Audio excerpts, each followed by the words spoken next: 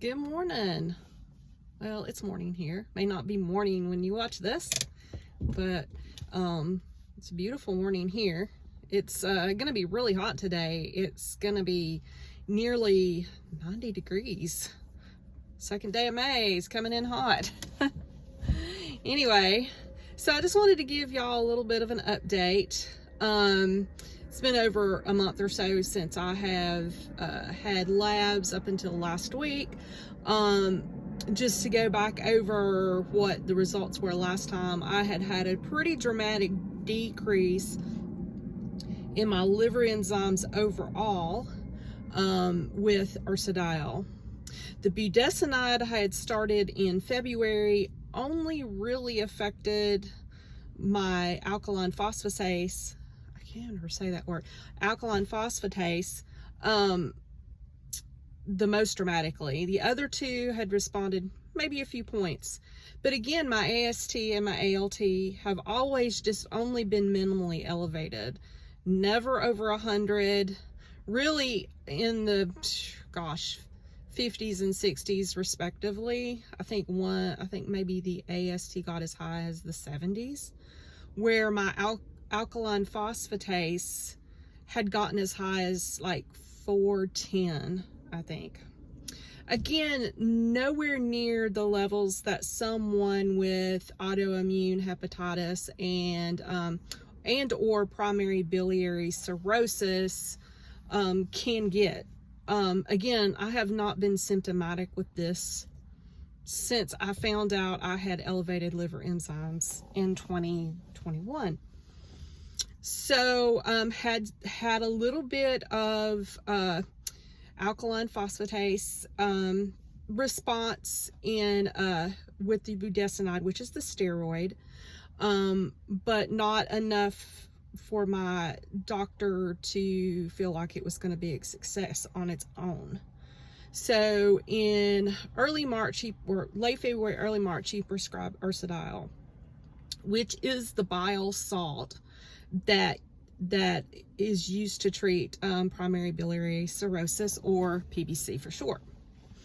So within 12 days, I had quite a dramatic, I had another approximately 70 to 100 point drop in my alkaline phosphatase, a little bit of response with my AST and ALT. He wasn't too worried about that because he said, you know, it seems like your bile ducts are the angriest, and those are going to respond the quickest to appropriate therapy. And then, you know, your liver is probably second, the actual liver parenchyma, or the liver tissue outside of the bile ducts, is probably either a secondary effect or a crossover effect. So he wasn't too worried about the AST and the ALT not coming down as quick. But he was very ecstatic with a nearly 100 point drop in my alkaline phosphatase in 12 days on ursodiol. So he told me, come back in a month, get your blood drawn, and we'll see what it is. So I had that done last week.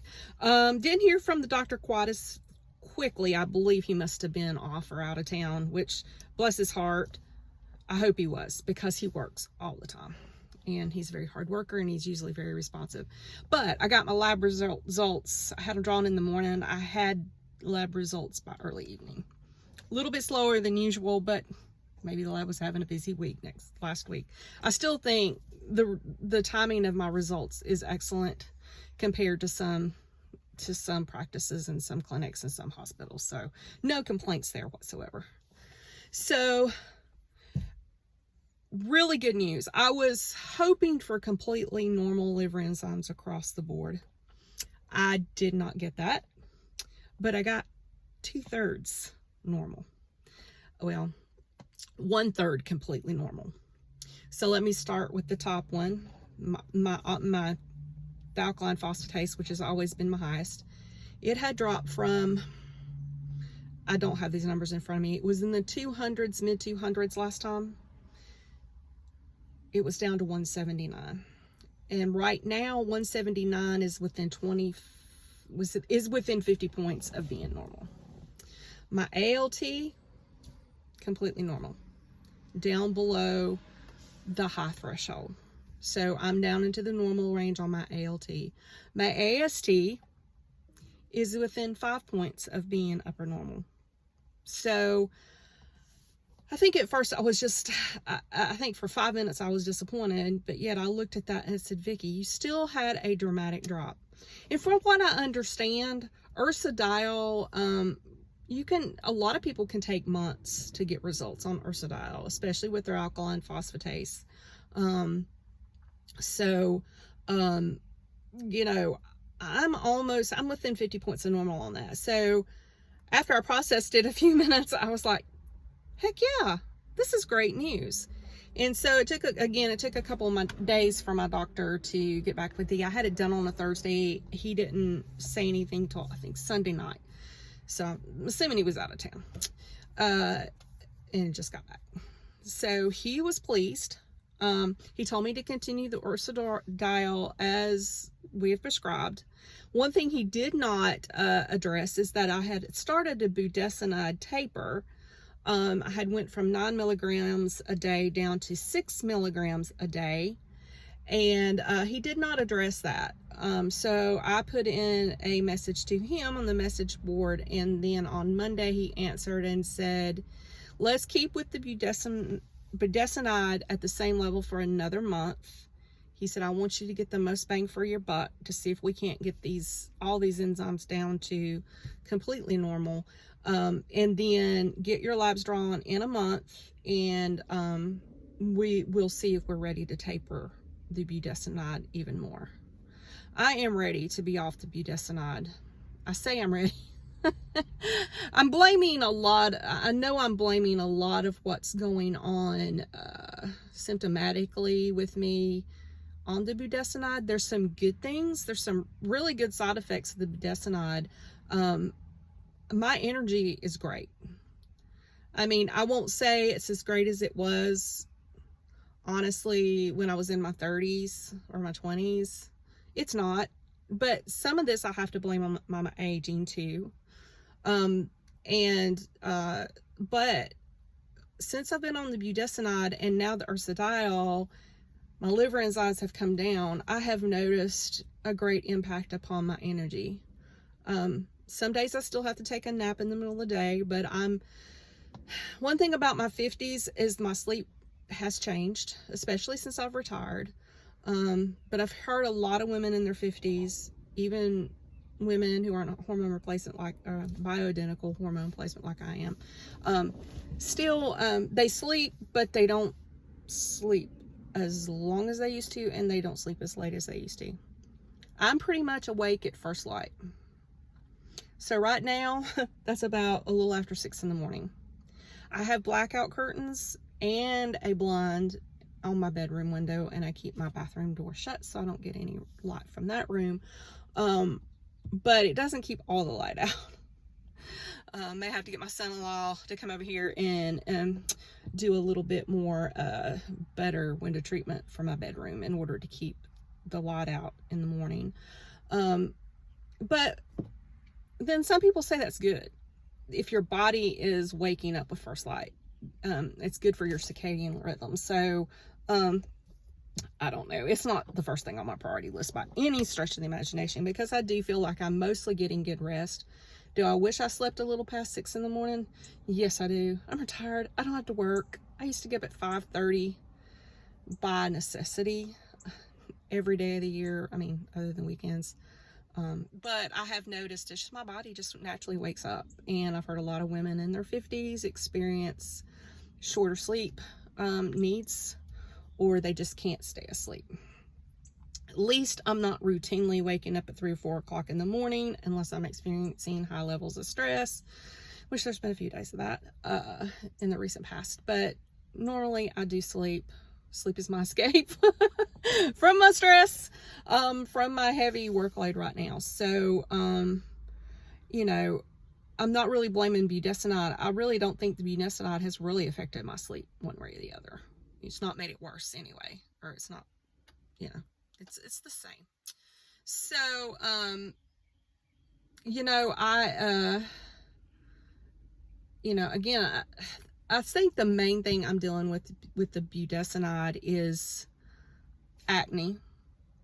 It is affecting my body. I've only gained about 3 or 4 pounds.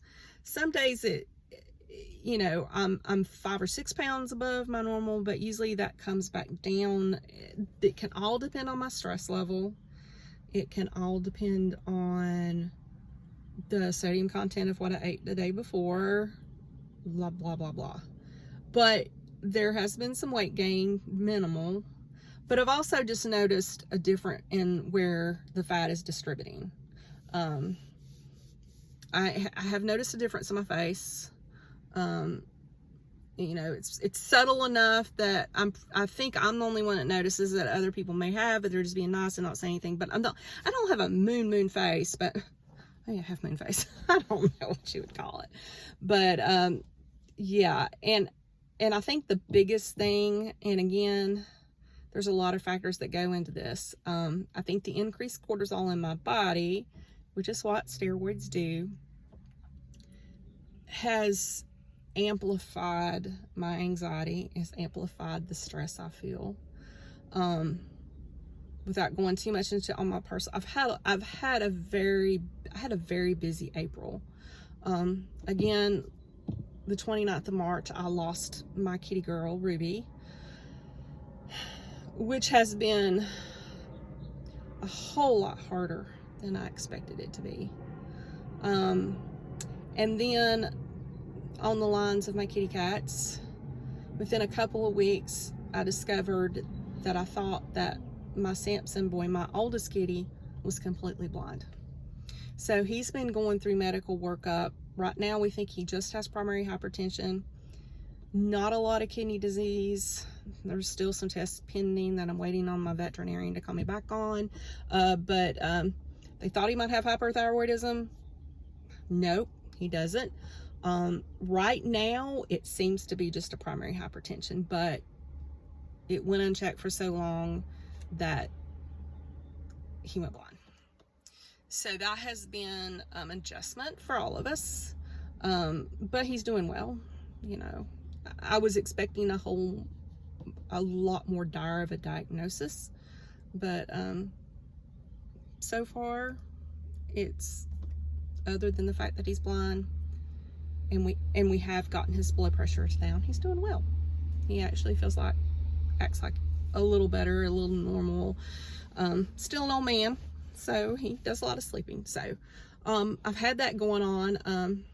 Also, within the same day, my dad's estate probate process closed, and Ron's estate probate process closed. Same day we got the emails. Of course, same lawyer I was using for both. We were using for both.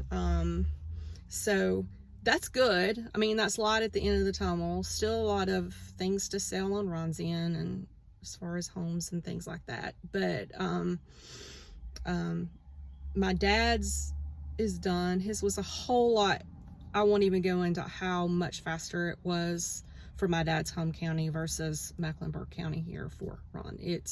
Mecklenburg County is a mess. Any big city is. It just takes forever to get anything done in a big city.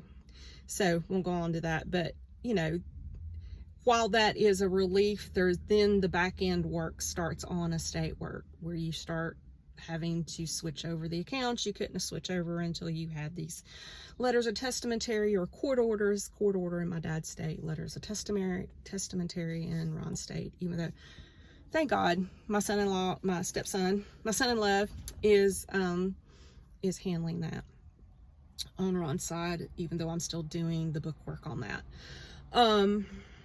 So that's going on. We are trying to get to the lake next week to open up my mom and dad's camper. My mom's decided she's going to keep the camper at least one more year to see how much we use it and if it's still an enjoyment to her. So we're preparing this week, doing everything we can to get ready to go open up that camper next week. Just life goes on. And then many of you may have heard on the news this week of it was April the 29th, about the police shooting here in Charlotte. And when that all went down, I was within a 3-mile radius of where it happened. I was near the hospital. I was near the medical center. So I had been to do some shopping in that area after going to my lawyer to pick up my dad's stuff on Monday. And I come out of Trader Joe's, turn onto the street, and it's just pandemonium. Absolute pandemonium, with law enforcement going this way and that way. And I'm like, what in the world? Are we under a terrorist attack? I pull up to the light, and the man saying, get on 277, get out of the city as fast as you can. There's an incident, is all he would say. You need to just get off the streets, get home. And all the way home, I mean, I think every law enforcement officer within a 3-county radius was responding. All the way home, I was passing state troopers, sheriff's department, police officers, officers from other counties, sheriff. It was pandemonium. And at the time, I didn't know what was going on. I was just, Lord, just let me get home. Let me get home. And then once I got home, I turned on the TV and I saw what was happening. And it was basically some U.S. Marshals along with some CMPD officers were serving a warrant in East Charlotte. And when the suspects just opened fire, I'm going to assume it was automatic weapons. I don't have a problem with automatic weapons, but in the wrong hands, they are terrible. And they already knew that they had already sent several people to the hospital, several officers. And it turned out that I think a total of 4 people were killed, mostly U.S. Marshals. One CMPD officer eventually died later that night, and then several more were hurt. I don't have the exact numbers, but if you listen to the news, you probably heard about it nationally. It did hit national. So my emotions are pretty raw right now. Coming off of my antidepressant and then having my cortisol higher, I feel everything so... It's like, again, the antidepressant did not make me numb, but it kind of dulled to where I could deal with stress and I could deal with my emotions. I could deal with my grief without completely melting down. I'm to the point now that I melt down over a lot. And part of me is grateful for that, but part of me is not. Because of what happened on Monday, even though I knew none of those people, it absolutely broke my heart. I have a heart for law enforcement. I'm not saying that every policeman and every law enforcement officer is above board in what they do. There are bad apples everywhere, but I completely support the police. I believe they're the only thing that is keeping us from completely breaking down as a society. And that's a lot on them. And they go out every day not knowing whether or not they're going to come home. It's always been that way to some extent, but now it feels like there's soldiers going to Afghanistan or Palestine, and then there's the whole Middle East thing that I won't go into, but it's like they're going into war every day. And a lot of it is due to the condition of our culture. No respect for authority. No respect for just no common sense. It's just like it feels like we're approaching the Thunderdome, honestly. And that's scary as a single woman living in a larger city. A city that I have become to love. I didn't want to move here back in 2002. I didn't. And I made it known I didn't want to move, but I knew I had to. It was the right decision at the time. But this place quickly became my home. It quickly became my favorite city. And it's still my favorite city. I guess I love the Charlotte that was. But there's been a lot of changes, especially in the last decade. A lot of movement from other parts of the country. which is okay. I have friends from every part of this country and I love them. There's good and bad everywhere, but sometimes when a certain culture becomes a predominant from another area, they bring with it their way of living, which is a whole lot faster and a whole lot less hospitable at times than what Charlotte was. And so that kind of breaks my heart. But I'm getting off on a tangent here, and I don't want to do that. I'm not here to make a general commentary on the world. What I'm saying is it's all affecting me very, very deeply.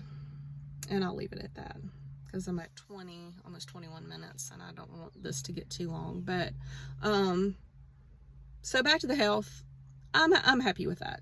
It's a lot of stress off my shoulders to know that I am on a treatment that is working, that is it seems like I have more of a